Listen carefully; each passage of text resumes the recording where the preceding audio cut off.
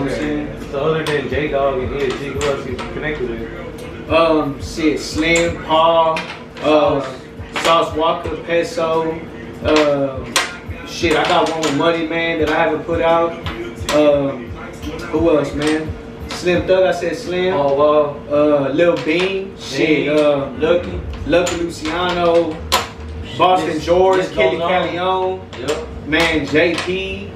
Shit, there's so many, man. You know? Yeah, you linked in with pretty much everybody. Pretty much everybody, man. Yeah. Pretty much everybody. Not. So, how do you feel about like, not too long ago, there was like a little thing going on about Peso Peso, how you can't speak Spanish or whatnot.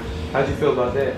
Man, I really feel like, man, that's what a lot of times when they tell me about stuff like that, with me going on, like, I like to give people their titles. So a lot of times there's a lot of things with the Mexicans. They're over here fighting for this, the Latin throne and shit like that. To me, I ain't never fought for that. You know, I wanted to speak for the people in general. So to me, Peso not speaking Spanish, I think is just a perfect example of why people be saying, oh man, you know, Mexicans try to be this, try to be that. Man, that just goes to show you that he was just in the hood where, you know, I mean, his people probably ain't need no Spanish, but I mean, that goes to show you perfectly that we got the same lingo and everything as other people do. You know, I know how to speak a little bit of Spanish, but not like that. I know how to understand it. I know how to get by, but I don't blame him for not knowing. I mean, shit, you know, it's like sometimes it's just he probably. I mean, I know he ain't really had his people there and like that. So I mean, shit, he just grew up where he grew up around. So I mean, I don't see it as a bad thing.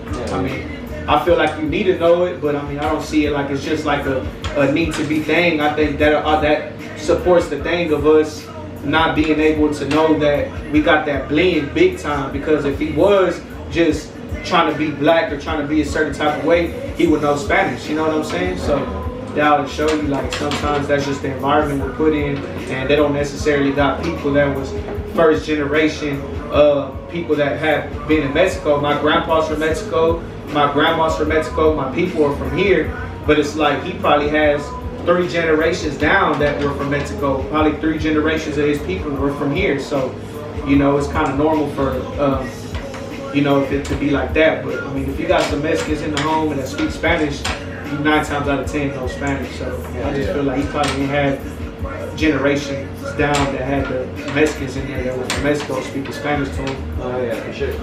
Now I see that you got a song with Mac Young. The only reason why I bring it up is I just had an interview with Mac Young. How was that though? Man, Mac Young, that nigga right there, I fuck with Mac. Like, Mac's one of the few that I feel like ain't scared to invest, and that's when a nigga ain't scared to invest and do some shit, I'ma go to the full extent for the nigga, man. I'ma do more than what everybody else would do, you know. Mac Young is one of the ones that he can call me and ask me for advice, and I'll be picking up my phone every time to tell him.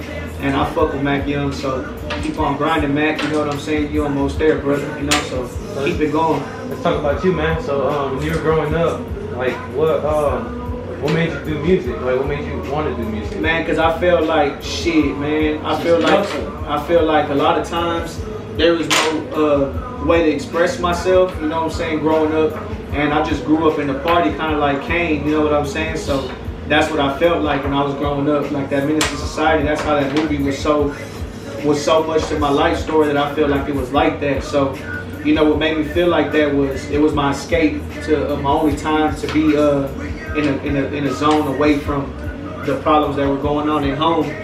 So I really feel when I write, man, that shit helps me a lot to release my frustration and to be able to tell a story and people to relate to it so much, is because I know if I'm feeling this way, there's a whole bunch of other kids that are feeling the same way. So that's what I really started to do music, man, was an escape, you know, and that's what it was, you know.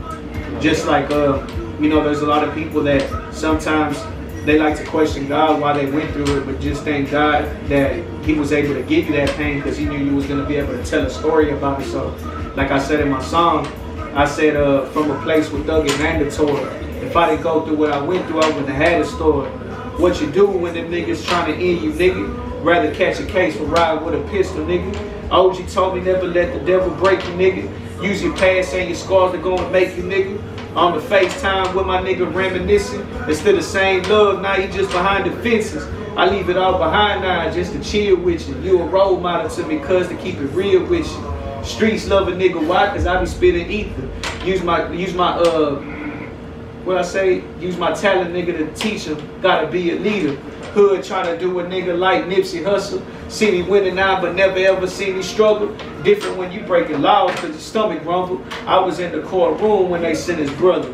Free my nigga, bitch. You know what I'm saying? So everything a nigga be going through, I be putting it on wax, and it just makes me feel better afterwards. So it's just like anything, man. My niggas been through some shit growing up, and if y'all know, pretty soon y'all gonna know about that Luna art. My nigga got some crazy shit, live ass work. Sometimes I feel like it's what we went through that makes us the people that we are, because if you ain't went through shit, you ain't finna be coming out with that certain type of thing. And the picture says 1,000 words, so I can say a whole bunch of shit, but I know drawing says a lot of shit too, man. So you definitely feel my nigga's pain when he draws. So that's how I feel like a lot of times, you know, DMX the perfect example. It goes to show you ain't gotta be perfect to be a vessel to do God's work. You know, sometimes I feel like we really is ghetto prophets, you know what I'm saying, in our own way. So a lot of times I thank God for putting me through everything he went through and put me through, because I know if it was somebody else, they'd just roll on over, man. This ain't for everybody. It's eat or get ate, you know what I'm saying? So that's why I did the music, to be able to show people, hey man, God can use the unqualified. I was in church one time and they was talking about a sermon that this dude was a preacher and he wanted to write a book, and a whole bunch of book dudes, New York Center Times, told him, hey man, you know, this dude, I don't even know him like that. He could barely even preach. And that gave him the title, what he did for his book, called Unqualified. And that sermon really stuck to me. It's on me?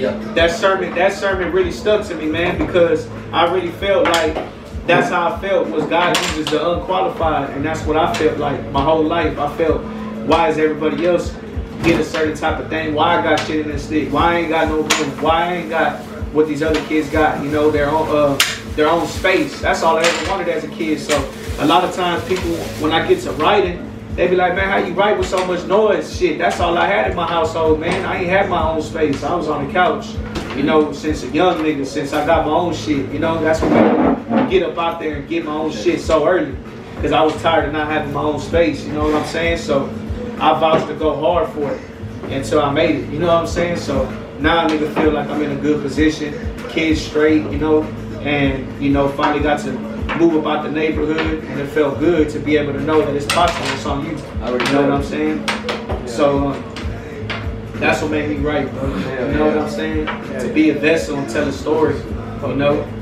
So, you know the numbers on YouTube and whatnot. YouTube show you any type of love? Who? YouTube? Oh, hell yeah, they do, man. They show me big love, man. They show me love that I feel like I should have been getting that type of love, and I feel like it just lets me show that if you go hard enough and you keep doing your thing, it'll eventually pay off, man. Yeah. So YouTube be paying the nigga, you know what I'm saying? So that shit feels good, because it lets me know that I'm doing something to be getting paid from doing something I like to do. You know? Dominoes. Has anybody did any calls? Has there been any like calls or whatnot? Are you making noise in the city? Calls like as in to get signed? Yeah. Man, really, bro, I want to stay independent, man, because everything that these niggas are doing with labels, I'm doing without a label. You know what I'm saying? Like I done had a DJ Khaled album without no label, man. The last album I put out, I got everybody from the city on that bitch. You know what I'm saying? No label. So really, I feel like I'm at the right place I need to be, and I won't get signed because a nigga be feeling too real for the industry, man. I ain't gonna lie to you. Real shit. Nigga feel like when I be saying some shit, it's not always. I'm saying the shit that other people won't say, they're too scared to say. So that's how I feel, bro. You know what I'm saying? I ain't tripping. If a nigga don't make it from being like that, then I don't give a fuck about being in some shit. I ain't finna fake it to make it, none of that shit. You know what I'm saying? So I'd rather just be what it is, plugged in. Plugged in. You know, that's how I built Plugged In. Was a whole bunch of rebellious motherfuckers that ain't never listened to shit, you know what I'm saying? Nigga can't tell me nothing, bro. And nigga, anybody who knows and work with me, they know that, you know what I'm saying? So that's what I feel like, man. I don't get along good with rules and shit. So Plugged In is a whole bunch of rebellious niggas, man. For real, that's what I feel like, you know what I'm saying? Yeah. So, you know, I got some real niggas in my corners that been showing love, and that's all that I need, man. Yeah. Keep the fake shit from around me. How you feel about DMX's death and whatnot? Man, that shit right there fucked me up, man, because what I liked about that nigga DMX said, I ain't no industry rapper, I'm a rapper in the industry. And that's the realest shit. You know, 9 times out of 10, a lot of people, they're gonna do whatever for that paper, and that's the fucked up thing, you know, and that's what I liked about DMX. Whenever you're going against the grain, they're quick to try to make you look crazy and say you're this and you're that. But in reality, what makes that nigga crazy, man? You know, just him outspoken, that made niggas feel like, man, he was losing his shit or he was on some dope or something.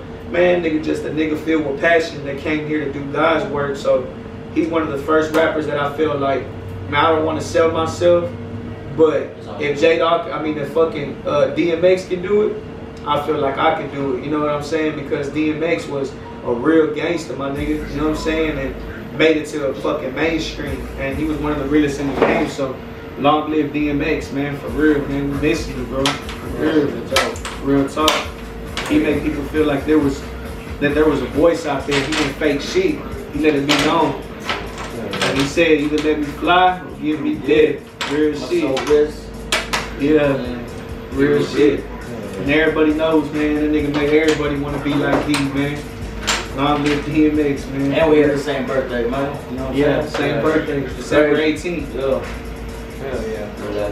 Anybody you want to give a shout out to out here in Houston and whatnot? Man, shit, I want to salute everybody in the city doing something big, man. Salute everybody that's out there in the H making it shake. And this is our time to take it to the next level, man. And I definitely feel like right now, Houston's making a comeback. They can say what they want, but I feel like we on a whole other level right now, man. Salute everybody in the H doing their shit, for real. Oh yeah. Thank you for being part of Thank you for being a part of Model Films, bro. Already, shout out Model Films, plugged in. Free big time. Yeah, free big time. Big time, baby. Little big fat back.